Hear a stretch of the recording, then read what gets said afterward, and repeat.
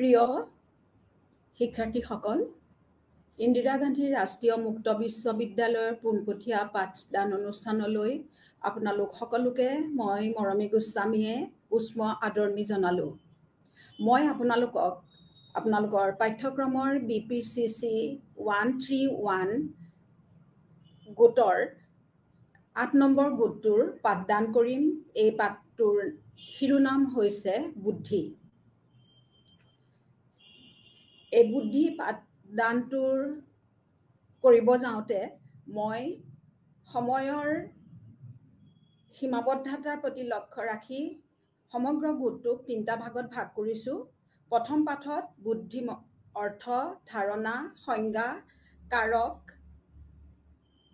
হিচাপে প্ৰকৃতি আৰু বংশগতিৰ বিষয়ে আলোচনা কৰিম। দ্বিতীয় পাঠত বুদ্ধিৰ তত্ত্বৰ বিষয়ে আলোচনা কৰিম আৰু তৃতীয় পাঠত বুদ্ধিৰ পৰিমাপ সম্পৰ্কে আলোচনা কৰিম। নিৰ্ধাৰিত সূচী অনুযায়ী আজি প্ৰথম পাঠত মই আপোনালোকক বুদ্ধিৰ অৰ্থ, ধাৰণা, সংজ্ঞা আৰু ইয়াৰ কাৰক হিচাপে প্ৰকৃতি, নেচাৰ অথবা বংশগতি আৰু পৰিৱেশ, এনভাইৰনমেণ্ট বা লালন পালন তথা পৰিচৰ্যাৰ বিষয়ে আলোচনা কৰিম। আহক এতিয়া আমি পাঠ আগবঢ়াই নিছোঁ। প্ৰথমে আমি বুদ্ধিৰ সংজ্ঞাসমূহৰ বিষয়ে আলোচনা কৰিম। কিন্তু সেই সংজ্ঞাসমূহৰ বিষয়ে আলোচনা কৰিবলৈ যাওঁতে আমি এটা কথা ক'ব লাগিব যে মনোবিজ্ঞানত আমি ব্যক্তিৰ আচৰণৰ বিষয়ে অধ্যয়ন কৰোঁ। এই সকলো আচৰণৰ ভিতৰত সকলোতকৈ গুৰুত্বপূৰ্ণ আচৰণ হৈছে ব্যক্তিৰ বৌদ্ধিক আচৰণ। এই বৌদ্ধিক আচৰণ ব্যক্তিৰ বুদ্ধিৰ দ্বাৰা পৰিচালিত হয়। এই বুদ্ধি আমাৰ সকলোৰে পৰিচিত এটা শব্দ, কিন্তু আমি যদি বুদ্ধি কি এই কথাটো কোনোবাই আমাক সোধে, তাৰ এটা পোনপটীয়া উত্তৰ দিবলৈ আমি সকলোৱে অসুবিধা বোধ কৰোঁ। এই ক্ষেত্ৰত ৱেলেছ নামৰ এগৰাকী মনোবিজ্ঞানীয়ে কৈছিল যে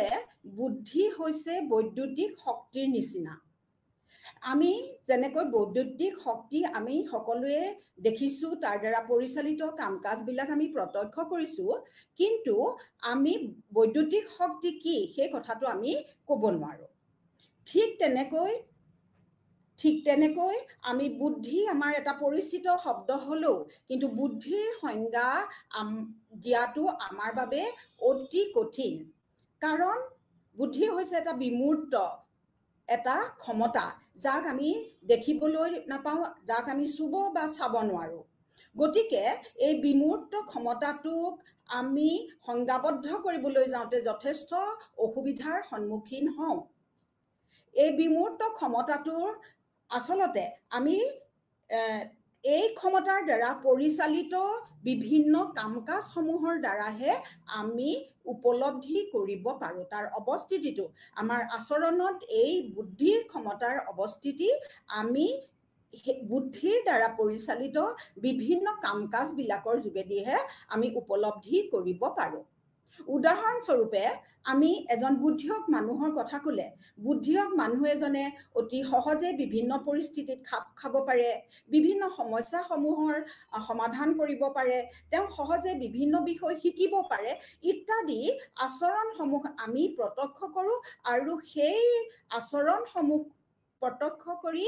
আমি ব্যক্তিক এজনক বুদ্ধিমান বুলি কওঁ। গতিকে বুদ্ধিৰ সংজ্ঞা দিবলৈ যাওঁতে যথেষ্ট অসুবিধাৰ সন্মুখীন হোৱা আমি দেখিবলৈ পাওঁ। কিন্তু মনোবিজ্ঞানীসকলে এই বুদ্ধিৰ সংজ্ঞাৰ বিভিন্ন ধৰণেৰে দাঙি ধৰিছে আৰু তেওঁলোকে নিজস্ব চিন্তাৰে বুদ্ধিক বিভিন্ন দিশৰ পৰা প্ৰত্যক্ষ কৰি তেওঁলোকৰ ভিন্নমুখী সূত্ৰসমূহ দাঙি ধৰিছে। এই ক্ষেত্ৰত আমি বিভিন্ন মনোবৈজ্ঞানিকে দিয়া বিভিন্ন সংজ্ঞাসমূহক আমি যদি শ্ৰেণীবদ্ধ কৰোঁ, তেতিয়া মূলতঃ আমি 4টা শ্ৰেণীত এই সংজ্ঞাসমূহক শ্ৰেণীবদ্ধ কৰিব পাৰোঁ। এতিয়া এই শ্ৰেণীবদ্ধকৰণ প্ৰক্ৰিয়াত আগভাগ লৈছিলে মনোবৈজ্ঞানিক পিণ্টাৰে। তেওঁ প্ৰথম শ্ৰেণীত অন্তৰ্ভুক্ত কৰিছিলে জৈৱিক সংজ্ঞা, দ্বিতীয় শ্ৰেণীত শৈক্ষিক সংজ্ঞা, তৃতীয় শ্ৰেণীত অভিজ্ঞতা ভিত্তিক সংজ্ঞা আৰু তৃতীয় শ্ৰেণীত মানসিক অভিজ্ঞতা ভিত্তিক সংজ্ঞাবিলাক অন্তৰ্ভুক্ত কৰিছিলে। এতিয়া আমি আহোঁ বুদ্ধিৰ জৈৱিক সংজ্ঞা, যোনবিলাক বায়'লজিকেল ডেফিনেশ্যন বুলি কোৱা হয়। যে এই বায়'লজিকেল ডেফিনেশ্যন অৰ্থাৎ বুদ্ধিৰ জৈৱিক সংজ্ঞাই পৰিৱেশত এজন ব্যক্তিৰ অভিযোজনৰ ওপৰত গুৰুত্ব দিয়ে। অৰ্থাৎ আমি এই কথা ক'ব পাৰিম যে বুদ্ধিৰ যিবিলাক সংজ্ঞাত অভিযোজনৰ ওপৰত বিশেষ গুৰুত্ব আৰোপ কৰা হৈছে, সেই সংজ্ঞাবিলাককে আমি জৈৱিক সংজ্ঞাৰ অন্তৰ্ভুক্ত কৰিব পাৰোঁ। এতিয়া এই ক্ষেত্ৰত আমি বুদ্ধিক যেতিয়া বিচাৰ বিবেচনা কৰোঁ, বুদ্ধিক যেতিয়া সংজ্ঞাবদ্ধ কৰিবলৈ যাওঁ, তেতিয়া ব্যক্তিৰ বুদ্ধিমত্তা নিৰ্ভৰ কৰে পৰিৱেশত ব্যক্তিৰ অভিযোজনৰ ওপৰত। এজন ব্যক্তিয়ে পৰিৱেশত কেনেদৰে সমাযোজন স্থাপন কৰিছে, সেই ক্ষমতাৰ ওপৰত এজন ব্যক্তিৰ বুদ্ধি নিৰ্ভৰ কৰে। এতিয়া এই বুদ্ধিৰ জৈৱিক সংজ্ঞাবিলাকৰ উদাহৰণ হিচাপে আমি প্ৰথমে উল্লেখ কৰিব পাৰোঁ ষ্টাৰ্নে আগবঢ়োৱা সংজ্ঞা। ষ্টাৰ্নৰ মতে বুদ্ধি হৈছে জীৱনৰ নতুন সমস্যা আৰু অৱস্থাৰ লগত অভিযোজনৰ সাধাৰণ মানসিক ক্ষমতা। তেওঁ কৈছিলে যে intelligence in general, mental adaptability to new problems and conditions of life. আমি জীৱনৰ নতুন সমস্যা বা নতুন অৱস্থাৰ লগত অভিযোজন কৰাৰ যি মানসিক ক্ষমতা আমাৰ থাকে, সেইটোকে আমি ষ্টাৰ্নৰ মতে বুদ্ধি বুলি ক'ব পাৰোঁ। সেইদৰে আন এগৰাকী মনোবৈজ্ঞানিক ৱেলছৰ মতে বুদ্ধি হৈছে আমাৰ আচৰণৰ আৰ্হিক পুনৰ সংগঠিত কৰি নতুন পৰিস্থিতিত উন্নত আচৰণ প্ৰদৰ্শন কৰা। অৰ্থাৎ আমাৰ যিবিলাক আচৰণ, সেই আচৰণবিলাকক আমি যেতিয়া পৰিৱেশ বা পৰিস্থিতিৰ প্ৰয়োজন অনুযায়ী যেতিয়া সংগঠিত কৰি পেলাই নতুন পৰিস্থিতিত নতুন ধৰণৰে উন্নত আচৰণ প্ৰদৰ্শন কৰিবলৈ সক্ষম হওঁ, তেতিয়াই আমি সেই ব্যক্তিজনক বুদ্ধিমান বুলি আমি ক'ব পাৰোঁ। তেনেধৰণে আন এজন মনোবৈজ্ঞানিক পেটাৰছনৰ মতে বুদ্ধি এক জৈৱিক অৱস্থা, এটা বায়'লজিকেল কণ্ডিশ্যন, যাৰ দ্বাৰা উদ্দীপকৰ জটিল প্ৰভাৱক একত্ৰিত কৰা হয় আৰু আচৰণক এক ঐক্যবদ্ধ আকাৰ দিয়া হয়। যে আমি যিবিলাক পৰিৱেশত যিবিলাক উদ্দীপকৰ প্ৰভাৱত আমি যিবিলাক জটিল পৰিস্থিতিৰ সন্মুখীন হওঁ, সেইবিলাকক আমি একত্ৰিতভাৱে আমি সন্মুখীন হৈ আমাৰ আচৰণক এক নতুন ৰূপত বা নতুন আকাৰ দিয়াৰ যোনটো ক্ষমতা, সেই ক্ষমতাটোকে আমি কি বুলি ক'ব পাৰোঁ? বুদ্ধি বুলি ক'ব পাৰোঁ। সেইদৰে আমি এডৱাৰ্ডছে কৈছিলে যে পৰিৱৰ্তনশীল বহুমুখী প্ৰতিক্ৰিয়া কৰাৰ ক্ষমতাই হৈছে বুদ্ধি। যে আমি প্ৰতিক্ৰিয়াৰ পৰিৱৰ্তনশীলতা আৰু বহুমুখিতাই হৈছে বৌদ্ধিক ক্ষমতা। যে আমি যিবিলাক প্ৰতিক্ৰিয়া কৰোঁ, প্ৰয়োজন সাপেক্ষে যেতিয়া পৰিস্থিতিৰ পৰিৱৰ্তন সাপেক্ষে আমি যেতিয়া তাক পৰিৱৰ্তন কৰিব পাৰোঁ, আৰু তেতিয়াই আমি তাক কি বুলি কওঁ? বুদ্ধি বুলি ক'ব পাৰোঁ। এনেধৰণে আমি দেখিবলৈ পাইছোঁ যে বুদ্ধিৰ জৈৱিক সংজ্ঞাবিলাকে তেওঁলোকে মূলতঃ অভিযোজনমূলক প্ৰতিক্ৰিয়াক বুজাইছে। যে অভিযোজনমূলক প্ৰতিক্ৰিয়াই হৈছে বুদ্ধিৰ সমাৰ্থক এটা ক্ষমতা। অৰ্থাৎ এই ধাৰণা অনুযায়ী এজন ব্যক্তিয়ে পৰিৱৰ্তনশীলতাৰ লগত যিমান সফলভাৱে অভিযোজন স্থাপন কৰিব পাৰে, তেওঁ সিমানেই বুদ্ধিমান বুলি আমি ক'ব পাৰোঁ। এতিয়া আমি আগবাঢ়িছোঁ বুদ্ধিৰ শৈক্ষিক সংজ্ঞা। বুদ্ধিৰ শৈক্ষিক সংজ্ঞাই শিকন ক্ষমতাত গুৰুত্ব দিয়ে। আমি সাধাৰণভাৱে আমি জানো যে আমাৰ বুদ্ধি সদায় আমাৰ শিকনৰ ক্ষমতাৰ লগত, যোনটো লাৰ্ণিং এবিলিটিৰ লগত সদায় জড়িত হৈ থাকে। আৰু বুদ্ধিৰ এই শ্ৰেণীভুক্ত সংজ্ঞাবিলাকে বুদ্ধিৰ শিকন ক্ষমতাটোৰ ওপৰত সদায় গুৰুত্ব প্ৰদান কৰে। এই ক্ষেত্ৰত আমি বাকিমহামে আগবঢ়োৱা বুদ্ধিৰ সংজ্ঞা আমি ক'ব পাৰোঁ। তেওঁ কৈছে যে বুদ্ধি হৈছে শিকন বা শিকিব পৰা ক্ষমতা আমি কিবা এটা বস্তু যিমানেই শিকিব পাৰোঁ আমি সিমানেই বুদ্ধিয়ক তেনেকৈ আন এজন মনোবৈজ্ঞানিক কলভিনৰ মতে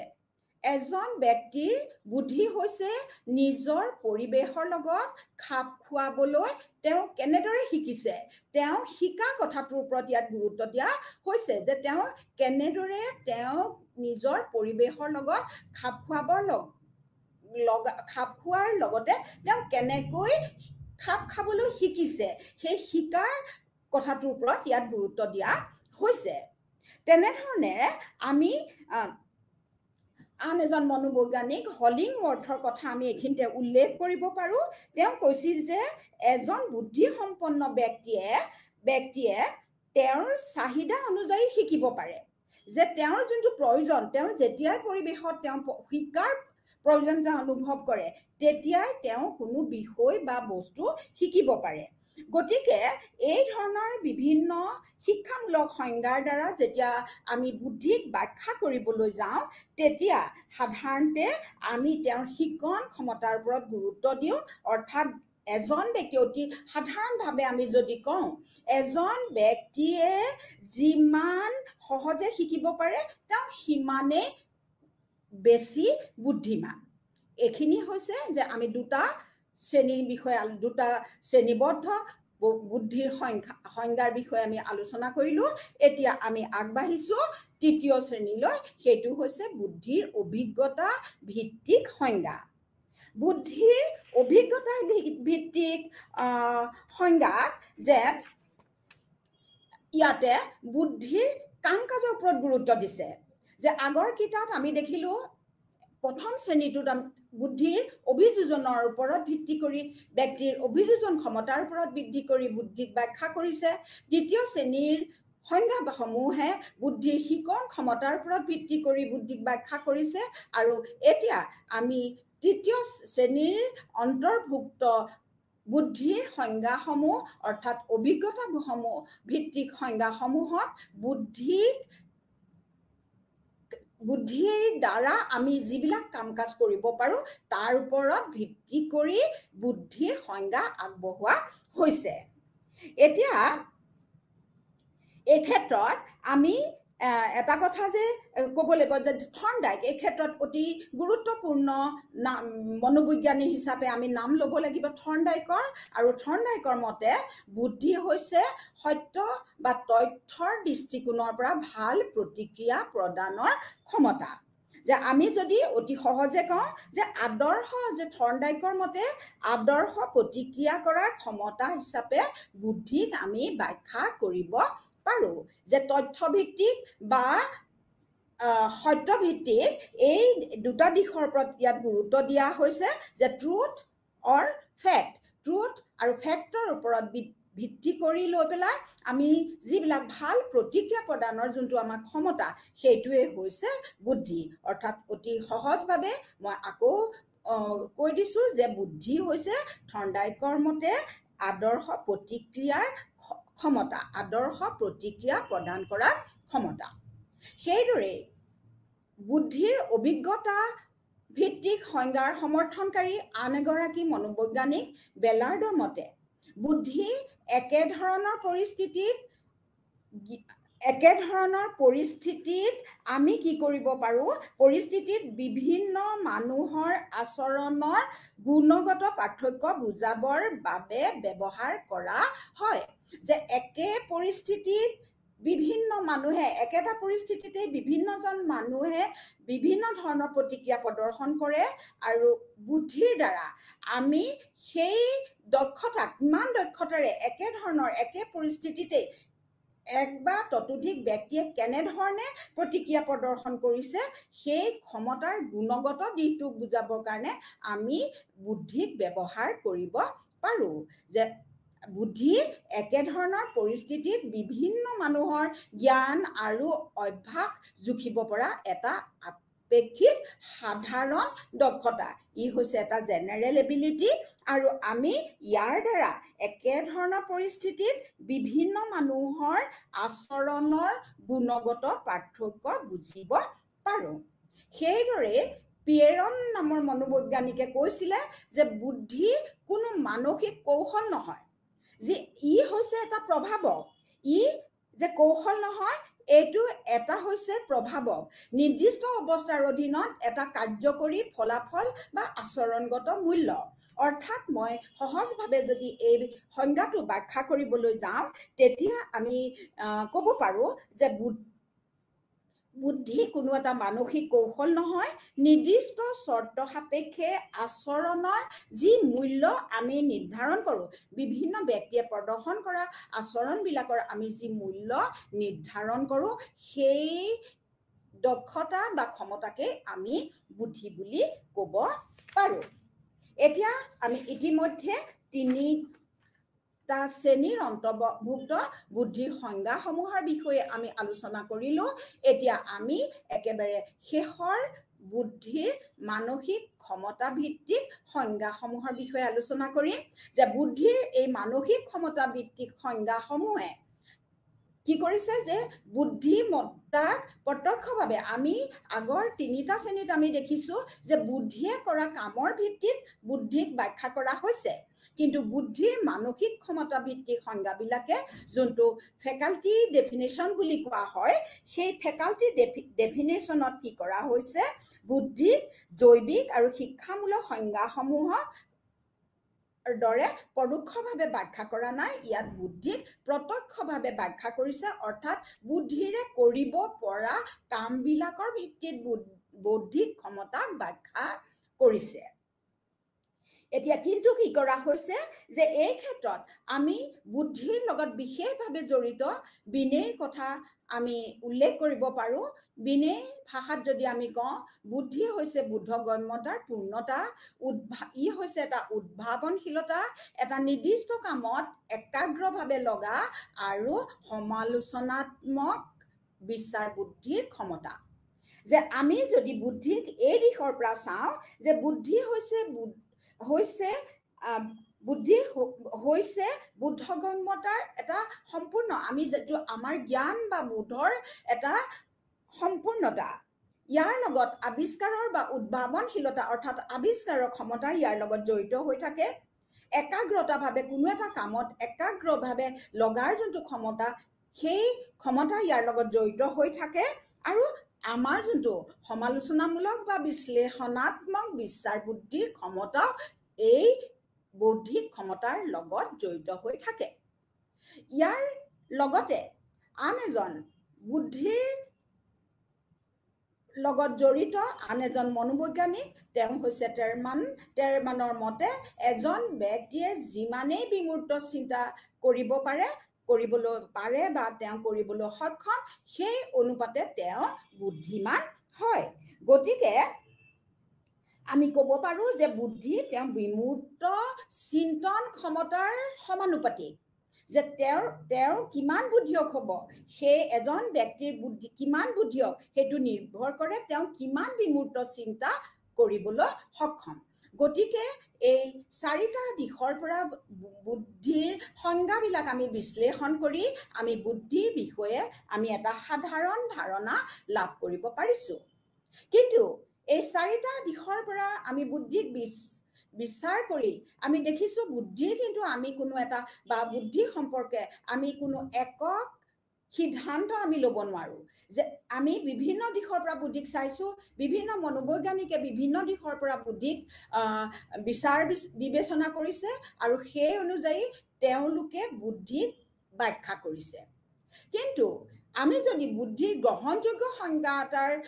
প্ৰশ্নৰ অৱতাৰণা কৰোঁ, তেন্তে হ'লে আমি কি কৰিব লাগিব, বুদ্ধিৰ আটাইতকৈ ব্যাপক আৰু গ্ৰহণযোগ্য সংজ্ঞাটো দিছে ৱেক্সলাৰে। তেওঁৰ মতে যে বুদ্ধি হৈছে ব্যক্তিৰ উদ্দেশ্য প্ৰণোদিতভাৱে কাম কৰাৰ, যুক্তিসংগতভাৱে চিন্তা কৰাৰ আৰু নিজৰ পৰিৱেশৰ লগত ফলপ্ৰসূতাৰে মোকাবিলা কৰা অৰ্থাৎ অভিযোজন কৰাৰ যোনটো সমষ্টিগত বা একক ক্ষমতা বা সামগ্ৰিক ক্ষমতা, সেই সামগ্ৰিক ক্ষমতাটোকে আমি বুদ্ধি বুলি ক'ব পাৰোঁ। অৰ্থাৎ ৱেক্সলাৰে যিটো সংজ্ঞা আগবঢ়াইছে, কম বেছি পৰিমাণে এই সংজ্ঞাত বিভিন্ন আমি ইতিমধ্যে আলোচনা কৰা বুদ্ধিৰ স্বৰূপ সম্পৰ্কীয় যোনবিলাক সংজ্ঞা যেনে জৈৱিক সংজ্ঞা বায়'লজিকেল ডেফিনেশ্যন, শৈক্ষিক সংজ্ঞা এডুকেশ্যনেল ডেফিনেশ্যন, ফেকাল্টি ডেফিনেশ্যন অথবা ইম্পিৰিকেল যোনবিলাক ডেফিনেশ্যন, অভিজ্ঞতা ভিত্তিক যোনবিলাক ডেফিনেশ্যন, সেই সকলোবিলাকক কম বেছি পৰিমাণে এই সংজ্ঞাত তেওঁ সন্নিৱিষ্ট কৰিছে। অৰ্থাৎ আমি যদি ৱেছলাৰৰ ভাষাত কওঁ তেতিয়াহ'লে বুদ্ধি কি হৈছে? ব্যক্তিৰ উদ্দেশ্য প্ৰণোদিতভাৱে কাম কৰাৰ, যুক্তিসংগতভাৱে চিন্তা কৰাৰ আৰু নিজৰ পৰিৱেশৰ লগত অধিক ফলপ্ৰসূতাৰে মোকাবিলা অৰ্থাৎ সমাযোজন বা অভিযোজন কৰাৰ যিটো সামগ্ৰিক বা একক ক্ষমতা, সেই ক্ষমতাকে আমি বুদ্ধি বুলি ক'ব পাৰোঁ। এতিয়া আমি এই ৱেছলাৰৰ যোনটো ডেফিনেশ্যন, এই ডেফিনেশ্যন আৰু বিভিন্ন শ্ৰেণীভুক্ত বুদ্ধিৰ যোনবিলাক সংজ্ঞা, সেই সংজ্ঞাবিলাক আমি যদি বিশ্লেষণ কৰোঁ তেতিয়াহ'লে আমি বুদ্ধিৰ প্ৰকৃতি ব্যাখ্যা কৰিবলৈ যাওঁতে আমি বুদ্ধিৰ 3টা দিশ আমি প্ৰত্যক্ষ কৰিম। প্ৰথমতে বুদ্ধি হৈছে শিকিব পৰা ক্ষমতা, যে এজন ব্যক্তিৰ বুদ্ধি থাকিলে তেওঁ শিকিব পাৰিব। মানুহজনৰ বুদ্ধি যিমানেই বেছি হ'ব তেওঁৰ শিকনৰ ক্ষমতা সিমানেই বিস্তৃত হৈ পৰিব। দ্বিতীয়তে নতুন পৰিস্থিতিৰ লগত খাপ খুৱাব পৰা ক্ষমতা, যে আমাৰ বুদ্ধি হৈছে নতুন পৰিস্থিতিৰ লগত খাপ খুৱাব পৰা ক্ষমতা। নতুন পৰিস্থিতি অনুযায়ী ফলপ্ৰসূ আচৰণ কৰিব পৰা ক্ষমতাক আমি বুদ্ধি বুলি কওঁ। ই হৈছে এজন ব্যক্তিৰ নতুন পৰিস্থিতিক অধিক ফলপ্ৰসূ আৰু অধিক উপযুক্তভাৱে কাম কৰাৰ ক্ষমতা প্ৰদান কৰে, যে বুদ্ধিয়ে এজন ব্যক্তিক নতুন পৰিস্থিতিত অধিক ফলপ্ৰসূ আৰু অধিক উপযুক্তভাৱে কাম কৰাৰ ক্ষমতা প্ৰদান কৰে। এজন বুদ্ধিমান ব্যক্তিৰ পৰিস্থিতিৰ লগত অতি তেওঁ সহজে মিলিব পাৰে, অধিক দক্ষতাৰে অধিক দ্ৰুততাৰে তেওঁ সেই অচিনাকি পৰিৱেশৰ লগত নিজৰ খাপ খুৱাই লোৱাৰ ক্ষমতা থাকিব পাৰে। তেওঁ আৰু তাৰ লগতে তেওঁ অতি সফলতাৰে তেওঁ তাৰ লগত অভিযোজন বা মোকাবিলা কৰিব পাৰে। তৃতীয়তে বিমূৰ্ত চিন্তাধাৰা, বুদ্ধিয়ে কাক প্ৰতিনিধিত্ব কৰে? এক বিমূৰ্ত চিন্তাধাৰা, যে আমি আমাৰ যোনটো বিমূৰ্ত চিন্তাধাৰাক আগুৱাই নিয়াৰ ক্ষমতা আমি আমাৰ বৌদ্ধিক ক্ষমতাৰ পৰা আমি লাভ কৰোঁ। এতিয়া বিমূৰ্ততা কি? যে শিক্ষাৰ্থীসকল আপোনালোকৰ বিমূৰ্ততা, যে বিমূৰ্ত কি? যে মূৰ্ত আমি এই টেবুলত থকা আমাৰ বস্তু, আমাৰ পৰিৱেশত থকা সকলো বস্তু আমি দেখিব পাৰোঁ, চুব পাৰোঁ, চাব পাৰোঁ, কিন্তু যিটো বস্তু সেইবিলাকক আমি কি বুলি কওঁ? মূৰ্ত বস্তু বুলি কওঁ। আজি আমি এই টেবুলখন কেনেকুৱা বুলি ক'লে ই এটা মূৰ্ত বস্তু, আমি টেবুলখনৰ এটা সুন্দৰ বৰ্ণনা আমি টেবুলখন চাই দিব পাৰিম। কিন্তু এটা বিষয় বা বস্তু যেতিয়া বিমূৰ্ত হয়, সেই বিমূৰ্ত বস্তুটোত আমাৰ আগত সেই বস্তুটো আমি দেখিবলৈ, চুবলৈ, চাবলৈ নাপাওঁ। আমি যোনবিলাক মানসিক প্ৰতিৰূপৰ ভিত্তিত আমি সেই বিষয়ে চিন্তা চৰ্চা কৰিব পাৰোঁ। আৰু বুদ্ধিৰ ক্ষেত্ৰতো আমি দেখিছোঁ বুদ্ধি হৈছে বিমূৰ্ততাৰ ক্ষমতা। বিমূৰ্ততাৰ ক্ষমতা আমি অধিক সফলভাৱে আমি বিমূৰ্ত চিন্তা কৰিব পাৰোঁ। অৰ্থাৎ পৰিস্থিতিৰ সৈতে আমি যেতিয়া মোকাবিলা কৰিবলৈ যাওঁ, আমি বুদ্ধিৰ সহায়ত আমি বিমূৰ্ত চিন্তা কৰিব পাৰোঁ। এতিয়া আমি আহিলোঁ যে এই 3টা দিশৰ বিষয়ে আলোচনা কৰাৰ অন্তত আমি দেখিছোঁ যে এই 3টা দিশ এক শিক্ষণ ক্ষমতা হিচাপে, নতুন পৰিস্থিতিত সমাযোজন স্থাপন কৰাৰ ক্ষমতা হিচাপে অথবা বিমূৰ্ত চিন্তন ক্ষমতা হিচাপে আমি বুদ্ধিৰ 3টা দিশ দেখিলোঁ। কিন্তু এই 3টা দিশ যদিও আমি পৃথকে পৃথকে আলোচনা কৰিছোঁ, কিন্তু এই 3টা দিশৰ মাজত এক আন্তঃ সম্পৰ্ক আছে। কেনেকৈ আছে এই আন্তঃ সম্পৰ্ক? কেনেকৈ আমি এই আন্তঃ সম্পৰ্কক উপলব্ধি কৰিব পাৰিম? যে আমি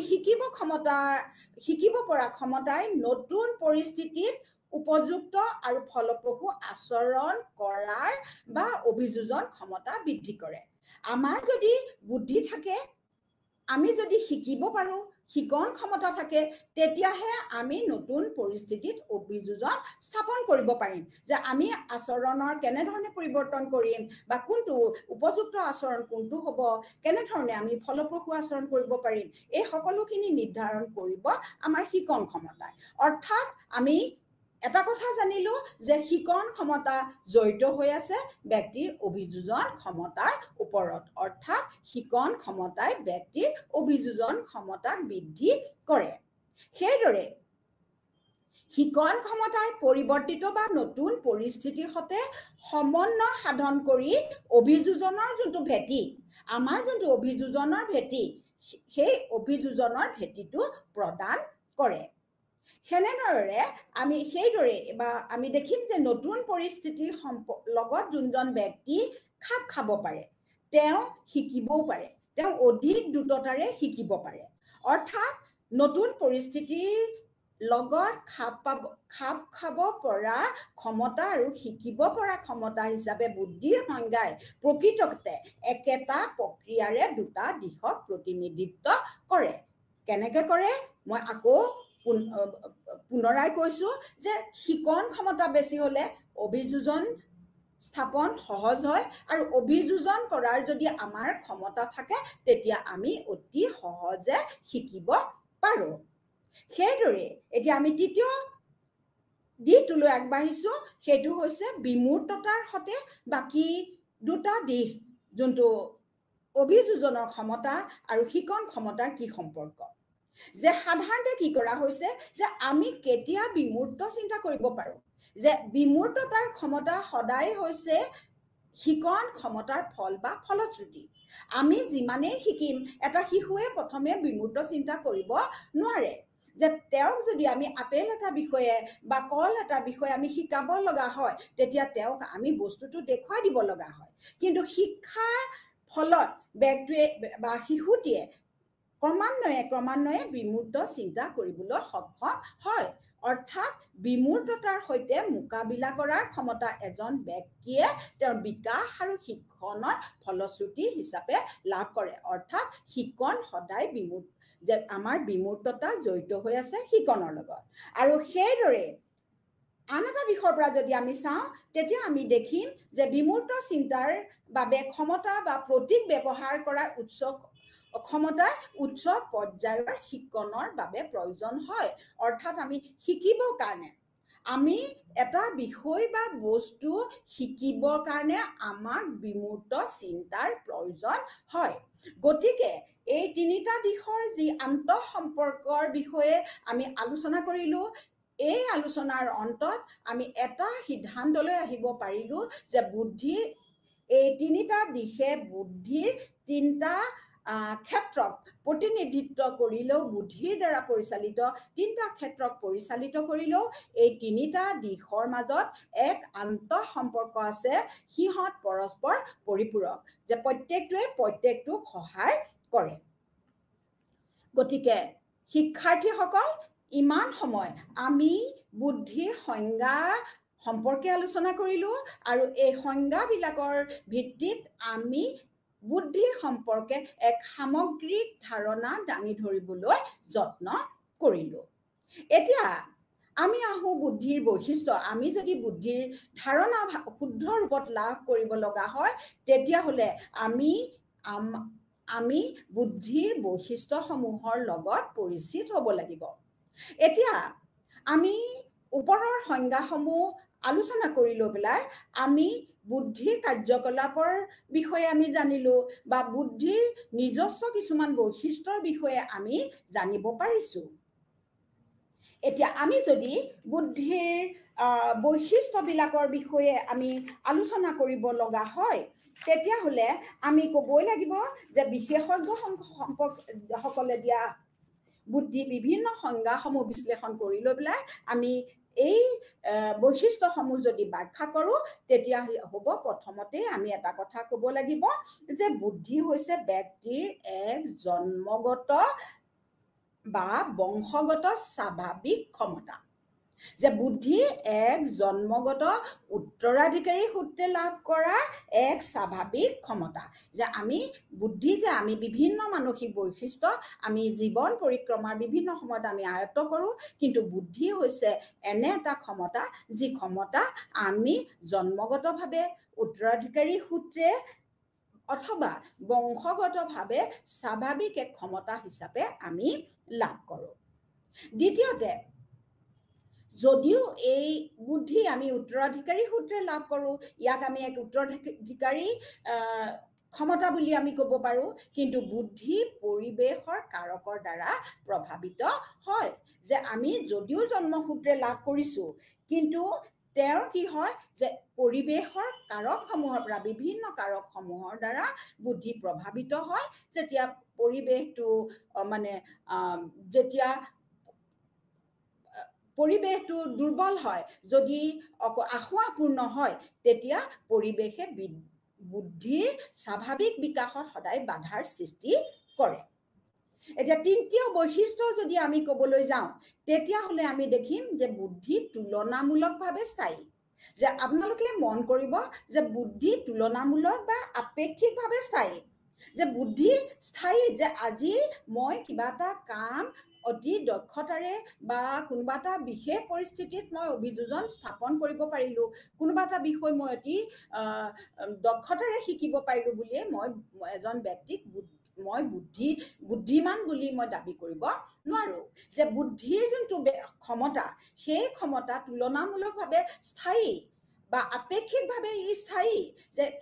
সময়ৰ লগত ইয়াৰ কিছু পৰিৱৰ্তন হ'লেও আপেক্ষিকতাৰ কথা হৈছে যে আপেক্ষিকভাৱে এই ক্ষমতা স্থায়ী ৰূপে আমি লাভ কৰোঁ তাৰপিছত আমি চতুৰ্থ বৈশিষ্ট্যলৈ আমি আহোঁ যে বুদ্ধি প্ৰশিক্ষণ আৰু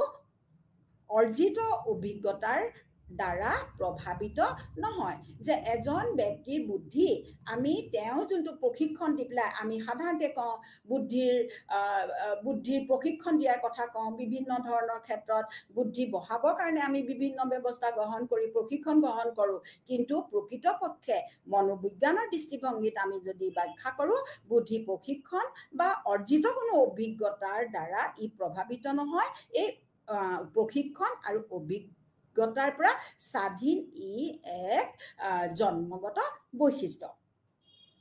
এতিয়া সাধাৰণতে কি হৈছে যে এইটো হৈছে তাৰ তৃতীয়তে চতুৰ্থ মই চাৰিটা আলোচনা কৰিলোঁ এতিয়া এই ক্ষমতা বহু ক্ষমতা জড়িত হৈ থাকে যে বুদ্ধি কোনো একক ক্ষমতা নহয় যে বুদ্ধিৰ লগত আমি সাধাৰণ আমাৰ দৈনন্দিন জীৱনত আমি যেতিয়া কিবা এটা বস্তু বুজি পাওঁ আমি তেওঁ বুজি পোৱাটোকো আমি বুদ্ধিৰ লগত বৌদ্ধিক ক্ষমতা বুলি কওঁ চিন্তা কৰিব যেতিয়া আমি পাৰোঁ আমি যেতিয়া বিশ্লেষণাত্মক চিন্তা কৰিব পাৰোঁ তেতিয়াও আমি কওঁ যে বুদ্ধি আছে বুলি কওঁ তেনেকৈ আমি যদি কিবা কথা অতি সহজে মনত ৰাখিব পাৰোঁ তেতিয়াও বুদ্ধি বুলি কওঁ তাক যুক্তিৰে আমি বিচাৰ কৰিব পাৰিলোঁ সেইটোক আমি বুদ্ধি বুলি কওঁ অৰ্থাৎ এই বৈশিষ্ট্য অনুযায়ী বুদ্ধিৰ যোনটো ক্ষমতা এই বুদ্ধিৰ ক্ষমতাৰ লগত অনেক বৈশিষ্ট্য জড়িত হৈ থাকে যেনে বুজি পোৱা যোনটো আমাৰ understanding ability thinking ability memorization reasoning ability এই সকলোবিলাক ক্ষমতাই আমাৰ বুদ্ধিৰ লগত ক্ষমতাৰ লগত সাধাৰণভাৱে জড়িত হৈ থাকে তাৰপিছত আহিলে আমি আগতে কোৱাৰ দৰে বুদ্ধিৰ আন এটা গুৰুত্বপূৰ্ণ বৈশিষ্ট্য হৈছে বিমূৰ্ত চিন্তাধাৰাৰ প্ৰতীক আমি যে এজন ব্যক্তিৰ বুদ্ধি হৈছে তেওঁ কিমান বিমূৰ্ত তেওঁ কিমান এবষ্ট্ৰেক্ট থিংকিং কৰিব পাৰিব তাৰ ওপৰত তেওঁৰ বুদ্ধি নিৰ্ভৰ কৰে আৰু আগতে কোৱাৰ দৰে ই শিক্ষণ ক্ষমতা নিৰ্ভৰ কৰে তেনেকৈ নতুন পৰিস্থিতিত খাপ খোৱাৰ ক্ষমতা নিৰ্ভৰ কৰে আৰু আন এটা বৈশিষ্ট্য হৈছে বুদ্ধি জ্ঞান নহয় আমি কিবা এটা বস্তু আমাৰ জ্ঞান বা নলেজটোক আমি সদায় কি সমাৰ্থক হিচাপে ব্যৱহাৰ কৰোঁ বুদ্ধিৰ ক্ষেত্ৰত কিন্তু বুদ্ধি জ্ঞান নহয় বুদ্ধিয়ে কি বুজায় জ্ঞানৰ ব্যৱহাৰক বুজায় পৰিস্থিতি সাপেক্ষে প্ৰয়োজন সাপেক্ষে আমি লাভ কৰা জ্ঞানক যেতিয়া আমি উপযুক্তভাৱে ব্যৱহাৰ কৰিব পাৰোঁ তেতিয়া আমি তাক বুদ্ধি বুলি কওঁ অৰ্থাৎ এইটো হৈছে বুদ্ধিৰ আন এটা বৈশিষ্ট্য বুলি আমি ক'ব পাৰোঁ আৰু এই বুদ্ধিয়ে আমাক কি কৰে সম্বন্ধমূলক চিন্তা কৰাটো সম্ভৱ কৰি তোলে তেনেধৰণেৰে আমাৰ অধিক অভিজ্ঞতাক আমি প্ৰয়োগ কৰিব পাৰোঁ মই যোনটো কৈছোঁ জ্ঞানৰ ব্যৱহাৰ মানে আমি অতীতত যিখিনি জ্ঞান লাভ কৰিছোঁ বুদ্ধিয়ে সেই জ্ঞানখিনি বা সেই অভিজ্ঞতাখিনি কি কৰা যে প্ৰয়োগ কৰাৰ ক্ষমতা আমাক প্ৰদান কৰে গতিকে এইখিনিলৈকে আমি এতিয়া বুদ্ধিৰ বৈশিষ্ট্যসমূহ আলোচনা কৰি আহিছোঁ আৰু সাধাৰণতে যে আমি জীৱনত যিবিলাক সমস্যাৰ সন্মুখীন হওঁ সেই সমস্যাবিলাক সন্মুখীন বা ফলপ্ৰসূতাৰে সমাধান কৰাত আমাক বুদ্ধিয়ে সহায় কৰে আৰু এই কি কৰা হৈছে যে এটা আমি কিন্তু ব্যক্তিৰ এই ক্ষমতা বুদ্ধিৰ যোনটো ক্ষমতা আমি কেনেকৈ জানিম আমি আগতেই মই কৈছোঁ যেনেকৈ ফেনখন যে ইলেক্ট্ৰিচিটি আছে নাই আমি কেনেকৈ জানো যে ফেনখন যেতিয়া চলিছে এই শ্ৰেণীকোঠাত যেতিয়া লাইট জ্বলি আছে তেতিয়া আমি উপলব্ধি কৰোঁ যে ইয়াতে এই বেৰত আঁৰি থোৱা ইলেক্ট্ৰিকৰ তাঁৰবিলাকৰ মাজেদি বিদ্যুৎ সৰবৰাহ হৈ আছে ঠিক তেনেধৰণে আমি যেতিয়া বুদ্ধি আছেনে নাই এজন ব্যক্তিৰ বুদ্ধি আচৰণে নাই সেইটো আমি কেনেকৈ জানিম তেওঁৰ আচৰণ বা কৰ্মক্ষমতা তাৰ যোনটো মানদণ্ড সেই বিচাৰ কৰি পেলাই আমি তেওঁৰ বুদ্ধিৰ উমান পাব পাৰোঁ আমি প্ৰত্যক্ষভাৱে বুদ্ধিক এইখিনিয়ে বুদ্ধি থকা ব্যক্তিজন বেলেগ এইটো নহয় আমি তেওঁৰ এইটো আচৰণ ভিত্তিক যে বুদ্ধি সদায় আচৰণ ভিত্তিক মই সেই একদম উপযুক্ত উদাহৰণ দিয়ে মই প্ৰথমেই বুজাই দিছিলোঁ যে ইলেক্ট্ৰিচিটি আৰু বুদ্ধিৰ মাজত যোনটো সাদৃশ্য যেনেকৈ ইলেক্ট্ৰিচিটিটো আমি ইয়াতে যে ফেনখন নচলালৈকে আমি ইলেক্ট্ৰিচিটি আছেনে নাই নাজানো ইয়াত বিদ্যুৎ সৰবৰাহ হৈ আছেনে নাই আমি নাজানো ঠিক তেনেকৈ আমাৰ বুদ্ধি আছেনে নাই আমি তেতিয়ালৈকে নাজানো যেতিয়ালৈকে এই বুদ্ধিয়ে কোনো আচৰণ বা কৰ্মক্ষমতাৰ বা কৰ্মৰ যোগেদি প্ৰকাশ লাভ নকৰে গতিকে আমাৰ বুদ্ধি হৈছে কৰ্মক্ষমতাৰ এক মানদণ্ড আৰু আন এটা কথা যে আমাৰ সাধাৰণতে যে এটা আমাৰ সদায় এটা ভুল এটা ধাৰণা থাকে বুদ্ধিৰ লিংগৰ ক্ষেত্ৰত এটা আমাৰ থাকে যে বুদ্ধিৰ যে লিংগভেদে বুদ্ধি বেলেগ বেলেগ হয় কিন্তু এইটো এটা ভুল ধাৰণা লিংগ পাৰ্থক্যই বুদ্ধিমত্তাৰ পাৰ্থক্যক কেতিয়াও সূচিত নকৰে আৰু আমি যে আজিলৈকে যিবিলাক নতুন উদ্ভাৱন হৈছে সমন্বয় হৈছে উদ্ভাৱন হৈছে এই সকলোতেই আমি বুদ্ধিৰ অস্তিত্ব দেখোঁ আৰু এই আজিলৈকে আমি যিবিলাক নতুন উদ্ভাৱন নতুন সৃষ্টি বা আৱিষ্কাৰ আমি পাইছোঁ এই সকলোবিলাকেই হৈছে বুদ্ধিৰ ফলশ্ৰুতি এতিয়া এইখিনিলৈকে প্ৰিয় ছাত্ৰ ছাত্ৰীসকল আপোনালোকে এইখিনিলৈকে বুদ্ধিৰ সংজ্ঞা আৰু বুদ্ধিৰ ধাৰণা এই বিষয়ে আপোনালোকে জানিব পাৰিলে এতিয়া আমি এই আজিৰ পাঠৰ শেষৰ অংশলৈ আগবাঢ়িছোঁ সেইটো হৈছে বুদ্ধিৰ কাৰকসমূহ যে বুদ্ধিৰ বিভিন্ন ধৰণৰ কাৰক আছে যে বুদ্ধি যে মানসিক বৈশিষ্ট্য হিচাপে বুদ্ধি বিভিন্ন কাৰকৰ দ্বাৰা প্ৰভাৱিত হয় আৰু এই ক্ষেত্ৰত এটা দুটা গুৰুত্বপূৰ্ণ কাৰক আমি যদি অধিক স্পষ্টভাৱে আমি ক'ব লগা হয় তেতিয়া আমি এই ক্ষেত্ৰত দুটা গুৰুত্বপূৰ্ণ কাৰকৰ কথা আমি উল্লেখ কৰিব পাৰিম সেই কাৰক বা উপাদান দুটা হৈছে এটা হৈছে বংশগতিভিত্তিক কাৰক আৰু আনটো হৈছে পৰিৱেশ ভিত্তিক কাৰক এতিয়া আমি যে এই দুটা আমি বুদ্ধিৰ স্বৰূপ ব্যাখ্যা কৰাৰ ক্ষেত্ৰত আমি এই দুটা দলত কাৰক সম্পৰ্কত আমি দুটা দল পালোঁ মনোবৈজ্ঞানিকসকলৰ মাজত প্ৰথমটো দলক বংশগতিক কাৰক হিচাপে গুৰুত্ব দিয়া মনোবৈজ্ঞানিকসকলক যোনটো নেটিভিষ্ট বা প্ৰকৃতিবাদী বুলি কয় এই মতবাদৰ সমৰ্থক অনেক মনোবিদ আছে আৰু তাৰ ক্ষেত্ৰত আৰু সেই মনোবিদসকলৰ ক্ষেত্ৰত অতি সহজে নাম ল'ব পৰা মনোবিদজন হৈছে গেলটন আৰু দ্বিতীয়তে পৰিৱেশ ভিত্তিক কাৰকসমূহৰ যোনে সমৰ্থন কৰে তেওঁলোকক এনভাইৰমেণ্টেলিষ্ট বা ইম্পেৰিয়েষ্টিক্স বুলি কয় বা তেওঁলোকক অসমীয়াত যদি আমি কওঁ তেওঁলোক হ'ল পৰিৱেশবাদী আৰু পৰিৱেশবাদীসকলৰ ভিতৰত আমি নাম ল'ব লাগিব প্ৰথমে লকৰ বিষয়ে লকৰ নাম ল'ব লাগিব তেওঁ কৈছিল যে তেওঁ এটা শব্দ ব্যৱহাৰ কৰিছিলে যে টেবুলা ৰাছা এটা শব্দ ব্যৱহাৰ কৰিছিল যে এই টেবুলা ৰাছাৰ শব্দটো অৰ্থ হৈছে কি যে এজন শিশু যেতিয়া জন্মগ্ৰহণ কৰে তেতিয়া তেওঁ একে উকা এখন ফলিৰ দৰে জন্মগ্ৰহণ কৰে তেওঁ যি শিকে যে তেওঁ যিখিনি জানিব পাৰে তেওঁ যিখিনি কৰিব পাৰে সেইখিনি হৈছে পৰিৱেশৰ তেওঁ লাভ কৰা পৰিৱেশৰ প্ৰভাৱত লাভ কৰা ফলশ্ৰুতি যে অৰ্থাৎ যে পৰিৱেশৰ প্ৰভাৱতে এজন ব্যক্তিৰ ব্যক্তিত্ব এজন ব্যক্তিৰ বুদ্ধি কি হয় যে বুদ্ধিয়ে এক গঠনাত্মক ৰূপ লাভ কৰে এতিয়া আমি আহো যে এই বিষয়ে আলোচনা কৰাৰ পিছত আগতে কিন্তু এটা কথা ক'ব লাগিব যে আমি যে ক'লো যে বংশভিত্তিক আৰু পৰিৱেশ ভিত্তিক এতিয়া আমি জানিব লাগিব যে প্ৰথমে বংশগতি কি যে বংশগতি হৈছে যে আমি শিশুৱে যে জন্মৰ সময়তে পূৰ্বপুৰুষসকলৰ পৰা এজন শিশুৱে যিবিলাক বৈশিষ্ট্য লাভ কৰে সেই বৈশিষ্ট্যবিলাকক আমি কি বুলি কওঁ বংশগতি বুলি কওঁ তেওঁ অকল মাক দেউতাকৰ পৰা নাপাব পাৰে তেওঁ পূৰ্বপুৰুষসকলৰ পৰাও সেই বৈশিষ্ট্যসমূহ লাভ কৰিব পাৰে আৰু সেইকাৰণে যে আমি যদি কওঁ তেতিয়াহ'লে কি বুলি কওঁ যে বংশগতি কি বস্তু যে বংশগতি হৈছে শিশুৱে জন্ম মুহূৰ্তত পূৰ্বপুৰুষৰ পৰা লাভ কৰা দৈহিক আৰু মানসিক বৈশিষ্ট্যৰ সমন্বয় যে যিবিলাক দৈহিক বৈশিষ্ট্য হ'ব পাৰে যেনেকৈ তেওঁ চুলিৰ ৰং গাৰ ৰং তেওঁ দৈহিক গঠন আদি যেনেকৈ তেওঁ পূৰ্বপুৰুষসকলৰ পৰা লাভ কৰে ঠিক তেনেকৈ তেওঁ অনেক মানসিক বৈশিষ্ট্য তেওঁ পূৰ্বপুৰুষৰ পৰা লাভ কৰে এনেদৰে লাভ কৰা দৈহিক আৰু মানসিক বৈশিষ্ট্যবিলাকক আমি একেলগে এককভাৱে বংশগতি বুলি ব্যাখ্যা কৰোঁ এই বংশগতি ভিত্তিক অনেক কাৰকে এজন ব্যক্তিৰ বুদ্ধিক প্ৰভাৱিত কৰে তেনেদৰে এতিয়া পৰিৱেশ কি পৰিৱেশ হৈছে মনোবিজ্ঞানৰ যদি মানে আমি যদি আমাৰ চাৰিওফালে থকা আমি এজন ব্যক্তিৰ চাৰিওফালে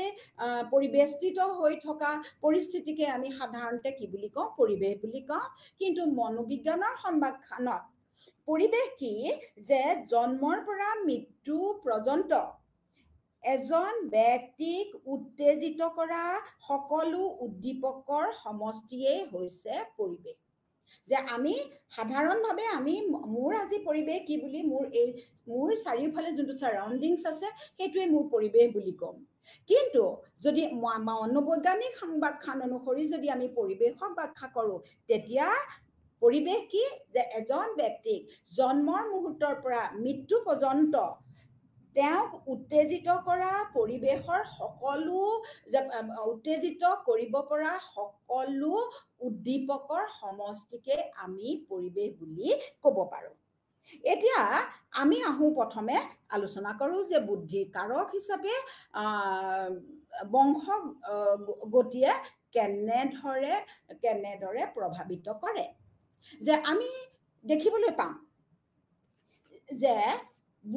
ব্যক্তিৰ বুদ্ধিৰ যোনবিলাক পাৰ্থক্য আমি সাধাৰণতে সকলো ব্যক্তিৰে বুদ্ধি একে নহয় আৰু ব্যক্তিৰ বুদ্ধিৰ পাৰ্থক্যৰ প্ৰায় 50% ব্যৱধানৰ মূল ভিত্তি হিচাপে আছে বংশগতি ভিত্তিক কাৰকসমূহ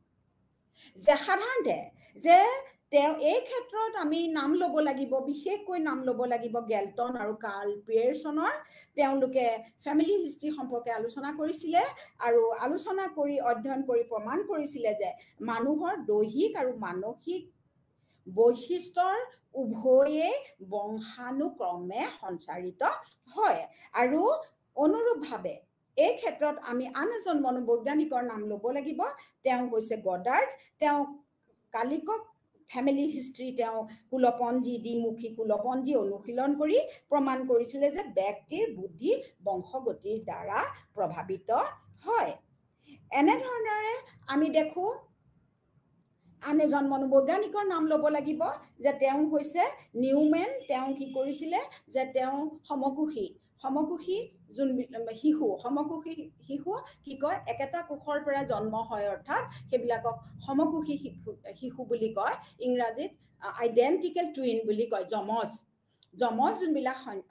মানে সন্তান শিশু সেই শিশুবিলাকৰ দুই প্ৰকাৰ আছে এটা হৈছে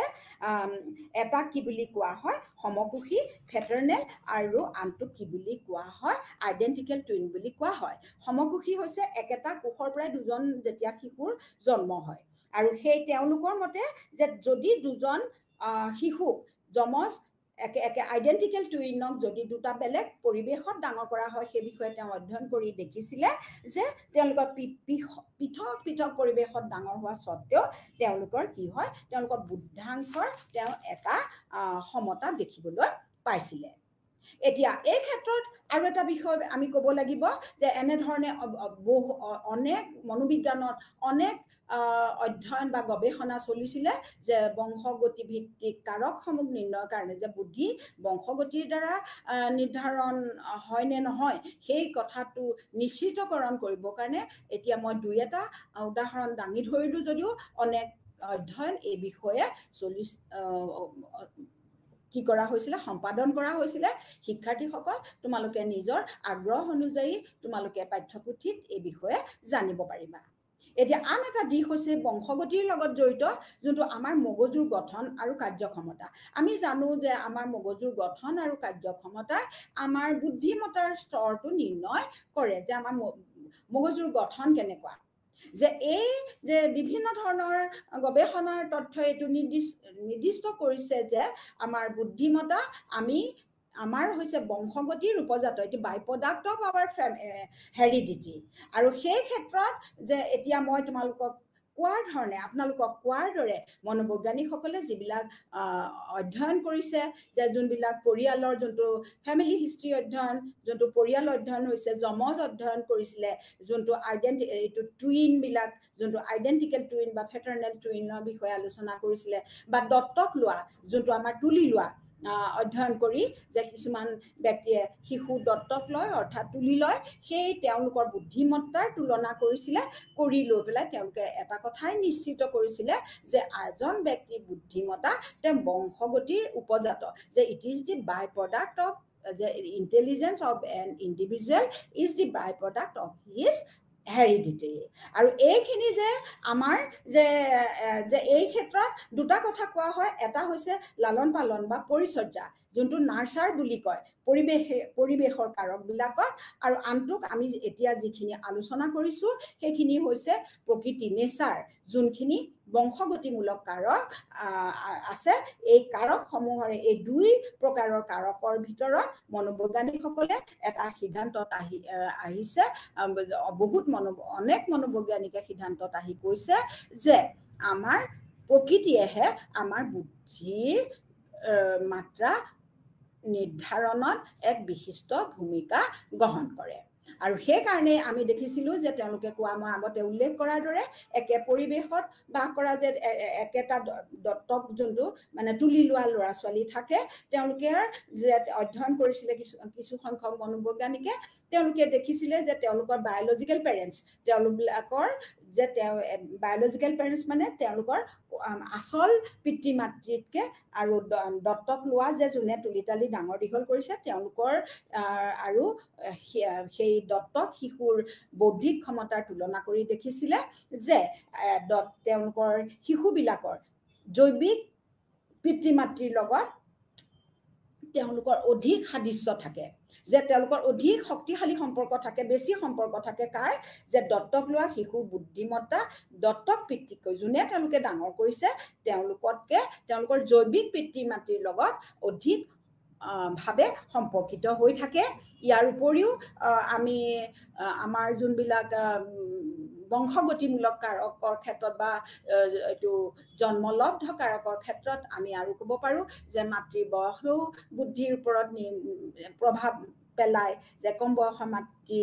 বা বেছি বয়সৰ মাতৃ এনেধৰণৰ এই মাতৃৰ বয়সৰ যোনটো মাত্ৰা এইবিলাকেও বুদ্ধিক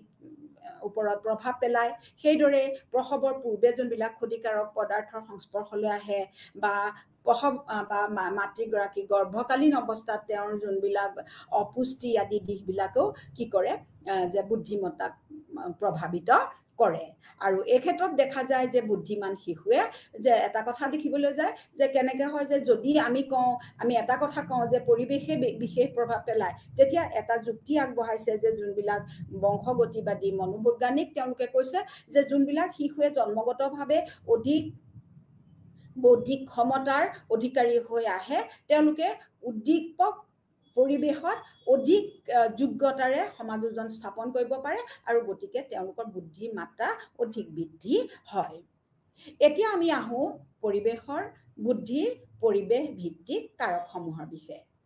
এতিয়া বুদ্ধিৰ যোনবিলাক পৰিৱেশ ভিত্তিক কাৰক সেইবিলাকৰ প্ৰভাৱো আমি নুই কৰিব নোৱাৰো যে আমি কেনেধৰণৰ জীৱন যাপন কৰিছো সেই জীৱন যাপন আমাৰ লাইফষ্টাইল যোনটো সেই লাইফষ্টাইল বিলাকে কি কৰে যে আমাৰ বুদ্ধিৰ ওপৰত বুদ্ধিক প্ৰভাৱিত কৰে যে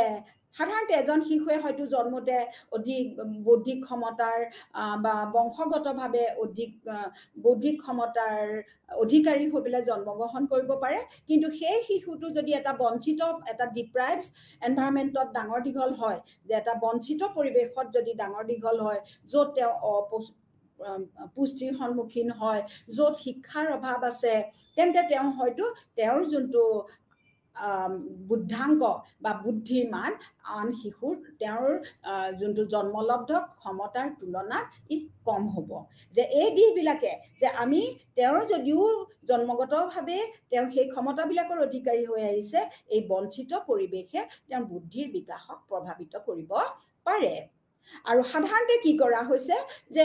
আন এটা যে সেইকাৰণে আমি কৈছোঁ যে বুদ্ধি কেতিয়াও এককভাৱে আমাৰ কিহৰ দ্বাৰা পৰিচালিত নহয় বংশগতিৰ দ্বাৰা পৰিচালিত নহয় কাৰণ তেওঁ বংশগতিৰ অধিকাৰী হয় কিন্তু তেওঁৰ বঞ্চিত পৰিৱেশে তেওঁক সেই বুদ্ধিৰ বিকাশত অন্তৰায়ৰ সৃষ্টি কৰিব পাৰে সেইদৰে আমি যদি চাওঁ যে বুদ্ধিৰ যে যোনটো বংশগত প্ৰভাৱৰ ফলত আমি যি বৌদ্ধিক ক্ষমতাৰ অধিকাৰী হৈ আহোঁ সেই ক্ষমতাবিলাক সময়ৰ লগে লগে আমি লাভ কৰা পৰিৱেশৰ লগে লগে ইয়াৰ কমিবও পাৰে ইয়াৰ বৃদ্ধিও হ'ব পাৰে যে আমি উদাহৰণস্বৰূপে এজন অতি বুদ্ধিমান শিশুৱে কম বুদ্ধিমান শিশুতকৈ যে শিক্ষকৰ পৰা ধৰা বেছি আদৰ যত্ন পায় তেওঁ মনোযোগ আকৰ্ষণ কৰে শ্ৰেণীকক্ষত এজন শিক্ষক হিচাপে আমি দেখো যে তেওঁ কি হৈছে যে এজন শিশু কি হৈছে তেওঁ অতি বুদ্ধিমান সেই অতি বুদ্ধিমান শিশুজনে শিক্ষকৰ মনোযোগ অতি সহজে আকৰ্ষণ কৰিব কম বা তেওঁ অধিক সুযোগ শ্ৰেণীকক্ষত অধিক মনোযোগ লাভ কৰাৰ পিছত অধিক সুযোগ লাভ কৰিব আৰু তেতিয়া কি হয় এই শৈক্ষিক পাৰ্থক্যই তেওঁ কি কৰিব পাৰে যে প্ৰাৰম্ভিক তেওঁৰ জৈৱিক ক্ষমতাৰ বিকাশ বঢ়া বা তাত ই সহায় কৰিব পাৰে সেইদৰে আমি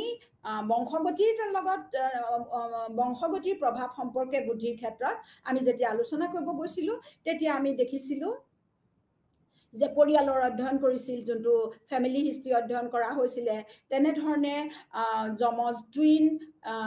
চাইল্ডৰ বিষয়ে অধ্যয়ন কৰা হৈছিলে বা দত্তক শিশুৰ বিষয়ে আলোচনা কৰা হৈছিলে সেই অধ্যয়নবিলাক বুদ্ধিৰ ওপৰত পৰিৱেশ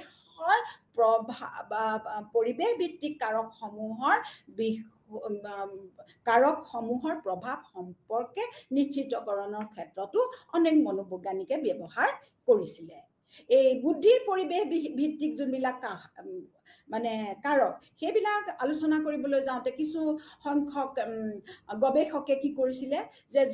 যমজ সন্তান যোনবিলাক আছিলে যে টুইন চাইল্ড সেই যমজ সন্তানৰ ওপৰত অধ্যয়ন কৰি দেখিছিলে যে তেওঁলোকে যে এটা কথা কৰিছিল যে যমজ সন্তানৰ ক্ষেত্ৰতো লালন পালন বা পৰিচৰ্যা বা পৰিৱেশৰ পাৰ্থক্য অনুযায়ী তেওঁলোকৰ বুদ্ধি বেলেগ বেলেগ হয় আৰু তেওঁলোকে এটা সিদ্ধান্তত আহিছিল যে বুদ্ধিমত্তা জৈৱিক নহয় বায়'লজিকেল নহয় তেওঁৰ জন্মৰ সময়ত যে আমি যদি দুজন যমজ সন্তানক তেওঁলোকে দুটা পৰিৱেশত ডাঙৰ কৰি পেলাই তেওঁলোকে এই সিদ্ধান্তলৈ আহিছিলে যে বুদ্ধি বিশুদ্ধভাৱে বায়'লজিকেল নহয় যে এটা পিয়ৰলি বায়'লজিকেল ক্ষমতা নহয় যে জন্মৰ সময়ত তেওঁলোকে কেনেকৈ সিদ্ধান্ত লৈ আহিছিলে যে জন্মৰ সময়তে দুটা যমজ সন্তানক পৃথক পৃথকভাৱে তেওঁলোকে প্ৰতিপালন কৰিছিলে আৰু সাধাৰণ আমাৰ ধাৰণা অনুসৰি যিহেতু তেওঁলোকে জন্মগতভাৱে একে সমপৰ্যায়ৰ বৌদ্ধিক ক্ষমতাৰ অধিকাৰী হৈ আহিছে গতিকে তেওঁলোকৰ পৰৱৰ্তী সময়ত তেওঁলোকৰ বুদ্ধি সমান হ'ব লাগিছিল কিন্তু মনোবৈজ্ঞানিকসকলে অনেক ক্ষেত্ৰত প্ৰমাণ কৰি দেখুৱাইছে যে তেওঁলোকৰ এই পৃথক পৰিৱেশত প্ৰতিপালন কৰা যমজ সন্তানৰ বুদ্ধি সদায় একে নাথাকে গতিকে ইয়াৰ ওপৰত তেওঁলোকে এটা সিদ্ধান্ত লৈ আহিছিলে যে বুদ্ধিৰ ওপৰত পৰিৱেশৰ এক গুৰুত্বপূৰ্ণ প্ৰভাৱ থাকে আৰু সাধাৰণতে কি কৰা হৈছে যে নিৰ্দিষ্ট যে বুদ্ধি সেইকাৰণে এটা কথা হৈছে যে আমি জন্মগতভাৱে লাভ কৰা বুদ্ধি কেতিয়াও নিৰ্দিষ্ট আৰু অপৰিৱৰ্তিত নহয় কাৰণ আমি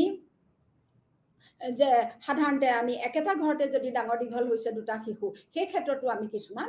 যমজ সন্তানৰ ক্ষেত্ৰত পাৰ্থক্য দেখিব পাওঁ এতিয়া আমাৰ কাৰণ এইখিনিতে আমি এইখিনিত এটা কথা গম পালো যে বংশগতিৰ লগতে পৰিৱেশো হৈছে বুদ্ধিৰ এটা কাৰক কিন্তু এতিয়া আমাৰ এইখিনিত এটা প্ৰশ্ন হয় যে এই যে পৰিৱেশ লৈ পৰিৱেশৰ ভিন্নতা অনুযায়ী আমাৰ বুদ্ধিৰ কিয় পাৰ্থক্য হয় বা পৰিৱেশৰ কোনবিলাক কাৰকে বিশেষভাৱে এজন ব্যক্তিৰ বুদ্ধিক প্ৰভাৱিত কৰে এতিয়া আমি এই ক্ষেত্ৰত ক'ব পৰা দিশসমূহ হৈছে পৰিয়াল যে পৰিয়ালৰ অৱস্থা শিক্ষাৰ অৱস্থা এটা সমৃদ্ধ সামাজিক পৰিৱেশ তেওঁ কিমান ৰিচোৰ্চফুল এটা ছ'চিয়েল এনভাইৰনমেণ্ট লাভ কৰিছে বা তেওঁ কেনেকুৱা গোটৰ লগত তেওঁ পিয়াৰ গ্ৰুপবিলাক কেনেকুৱা ইত্যাদি দিশবিলাক সদায় এই পাৰিৱেশিক দিশবিলাক সদায় বুদ্ধিৰ বিকাশৰ লগত জড়িত হৈ থাকে যে এজন শিশুৰ তেওঁৰ ঘৰীয়া পৰিৱেশ আৰু পেৰেণ্টিং ষ্টাইল তেওঁ পিতৃ মাতৃয়ে কেনেকৈ ডাঙৰ কৰিছে তেওঁ কেনেকুৱা গৃহ পৰিৱেশত কেনেধৰণৰ শিক্ষা পাইছে বা তেওঁৰ গৃহ পৰিৱেশত শিক্ষণ সম্পদৰ উপলব্ধতা এভেইলেবিলিটিটো কেনেকুৱা বা তেওঁ কেনেকুৱা শিক্ষা গ্ৰহণৰ কাৰণে সুযোগ সুবিধা লাভ কৰিছে ইত্যাদি দিশ বা কাৰকসমূহে এজন ব্যক্তিৰ বুদ্ধিক বিশেষভাৱে প্ৰভাৱিত কৰে এতিয়া ইয়াৰ লগতে আৰু এটা কথা আমি ক'ব লাগিব যে এই দিশবিলাকৰ কথা ক'লো যে আমি তেওঁৰ পৰিয়ালৰ অৱস্থা তেওঁৰ সামাজিক পৰিৱেশ পেৰেণ্টিং ষ্টাইল তেওঁৰ গৃহ পৰিৱেশত উপলব্ধ শৈক্ষিক সম্পদ বা সা সুবিধাবিলাক এইবিলাকৰ লগতেও তেওঁ মগজুৰ গঠনৰ ওপৰতো নিৰ্ভৰ কৰে আৰু মগজুৰ গঠনত আমাৰ পৰিৱেশৰ মই আগতেই কৈছোঁ যে তেওঁৰ গৰ্ভকালীন অৱস্থা বা গৰ্ভৰ মানে জন্মৰ পিছৰ অৱস্থাটো লাভ কৰা বিভিন্ন পাৰিৱেশিক কাৰকে তেওঁ কি কৰিব পাৰে মগজুৰ গঠনৰ ওপৰত তেওঁ প্ৰভাৱিত কৰিব পাৰে সেইদৰে আৰ্থসামাজিক যে এতিয়া কি হয় যে এজন শিশু যেতিয়া গৰ্ভ অৱস্থাত থাকে বিভিন্ন ধৰণৰ অনিষ্টকাৰী দ্ৰব্যৰ সংস্পৰ্শলৈ যদি মাতৃগৰাকী আহে যেনে লিড তেনেকৈ কাৰ্বন বা তাৰ লগতে তেওঁ যদি মাদক দ্ৰব্য বা ড্ৰাগছ আদি সেৱন কৰে তেতিয়াহ'লে তেওঁৰ মগজুৰ গঠনৰ ওপৰত তাৰ এটা প্ৰভাৱ পৰিব আৰু ইয়াক আমি এক পাৰিৱেশিক প্ৰভাৱ হিচাপে চিহ্নিত কৰিব পাৰিম সেইদৰে আৰ্থসামাজিক অৱস্থা অতি গুৰুত্বপূৰ্ণ পাৰিৱেশিক কাৰণ বুলি আমি বুদ্ধিৰ এক গুৰুত্বপূৰ্ণ পাৰিৱেশিক কাৰণ বুলি আমি ক'ব পাৰোঁ কাৰণ বুদ্ধিমত্তাৰ ক্ষেত্ৰত জাতিগত আৰু সংস্কৃতিয়ে প্ৰভাৱশালী ভূমিকা পালন কৰে আৰু আমাৰ জাতিগত বা সংস্কৃতিগত পাৰ্থক্য আমি বিভিন্ন ক্ষেত্ৰত দেখিবলৈ পাওঁ বুদ্ধিৰ মাত্ৰাৰ ক্ষেত্ৰত আৰু সকলোতকৈ ডাঙৰ প্ৰভাৱকটো হৈছে যে তেওঁৰ শিক্ষা আৰু পুষ্টি নীতি বা আমি সেইকাৰণে বৰ্তমান আজিকালি পুষ্টি নীতিৰ প্ৰতি লক্ষ্য ৰাখিয়েই আজিকালি বিদ্যালয়বিলাকত মধ্যাহ্ন ভোজনৰ ব্যৱস্থা কৰা হৈছে এইবিলাক আমি উল্লেখ কৰিব পাৰোঁ আৰু তেনেধৰণে আমি এটা কথালৈ আহিব পাৰিলোঁ আমি প্ৰথমে আলোচনা কৰিলোঁ বুদ্ধিৰ ওপৰত বংশগতি ভিত্তিক প্ৰভাৱকসমূহৰ বিষয়ে আমি তাত এটা কথালৈ আহিলোঁ যে তেওঁৰ বিভিন্ন মনোবৈজ্ঞানিক গৱেষণাৰ ভিত্তিত দ্বাৰা এইটো প্ৰমাণ কৰা হৈছে যে বুদ্ধি বায়'লজিকেলি আমি লাভ কৰোঁ জৈৱিকভাৱে জন্মগতভাৱে আমি হেৰিডিটেৰীৰ পৰা লাভ কৰোঁ আৰু তাৰ কাৰণে মনোবৈজ্ঞানিকসকলে বিভিন্ন ধৰণৰ তেওঁলোকৰ কাৰকবিলাক দেখুৱাইছে। আৰু এতিয়া আমি শেষলৈ আহিছোঁ, শেষৰ অংশলৈ। এজন ব্যক্তিৰ বুদ্ধিমত্তাৰ এটা বহুত কাৰক আছে, আৰু প্ৰকৃতি আৰু পৰিচৰ্যা একেলগে কাম কৰি মানুহৰ বুদ্ধিমত্তা নিৰ্ণয় কৰে। পৰিৱেশৰ প্ৰভাৱক বংশগতিৰ প্ৰভাৱৰ পৰা কিন্তু আমি কেতিয়াও পৃথক কৰিব নোৱাৰোঁ। যোনটো ডিবেট হৈ আছে, যোনটো এইটো নেচাৰ ভাৰ্চেছ নাৰ্চাৰ যোনটো ডিবেট হৈ থাকে, সেইটোৰ ক্ষেত্ৰত কিন্তু আমি দুটাক পৃথকভাৱে কৰাটো অতি প্ৰত্যাহ্বানজনক। আৰু ব্যক্তিৰ আইকিউত বংশগতিয়ে এটা গুৰুত্বপূৰ্ণ ভূমিকা গ্ৰহণ কৰে যদিও তেওঁৰ শিক্ষা, তেওঁৰ জন্ম, পুষ্টি, প্ৰদূষণ, ড্ৰাগছ বা অন্যান্য মাদক দ্ৰব্যাদিৰ ব্যৱহাৰ, মানসিক ৰোগ আদিয়ে এটা যোনবিলাক পৰিৱৰ্তনযোগ্য যোনবিলাক পৰিৱেশীয় কাৰক, সেইবিলাকে তেওঁক প্ৰভাৱ পেলায়। আৰু এই পৰিৱৰ্তনযোগ্য কাৰণবিলাকে বংশগতিৰ প্ৰৱণতাক কেতিয়াবা শক্তিশালী কৰিব পাৰে আৰু কেতিয়াবা দুৰ্বল কৰিব পাৰে। যে বংশগতি আৰু পৰিৱেশে পাৰস্পৰিক ক্ৰিয়া কৰি আমি উত্তৰাধিকাৰী সূত্ৰে যিবিলাক আমি বংশগতিমূলক ক্ষমতা লাভ কৰিছোঁ তাৰ সঠিকভাৱে নিৰ্ণয় কৰে। আৰু এইখিনিতে আমি ক'ব পাৰোঁ যে দুয়োটাই প্ৰভাৱিত কৰে। আজিৰ তাৰিখত কিন্তু এটা কথা আমি ক'ব লাগিব যে এটা কথাত সকলোৱে একমত যে দুটাই পাৰস্পৰিকভাৱে প্ৰভাৱ পেলায়। যে আমাৰ আইকিউৰ যোনটো এটা ৰিয়েকশ্যন ৰেঞ্জ আছে, সেইটো বংশগতভাৱে আমি লাভ কৰোঁ, এটা সীমা লাভ কৰোঁ। আৰু সেই লাভ কৰা যোনটো ৰিয়েকশ্যন ৰেঞ্জ, সেই এটা নিৰ্ধাৰিত পৰিৱেশত সেই ৰিয়েকশ্যন ৰেঞ্জৰ ভিতৰত এজন ব্যক্তিৰ আইকিউ কিমান হ'ব সেইটো পৰিৱেশে নিৰ্ধাৰণ কৰে। ধন্যবাদ আপোনালোক সকলোৱে এই শ্ৰেণীত উপস্থিত থকাৰ কাৰণে মোৰ আন্তৰিক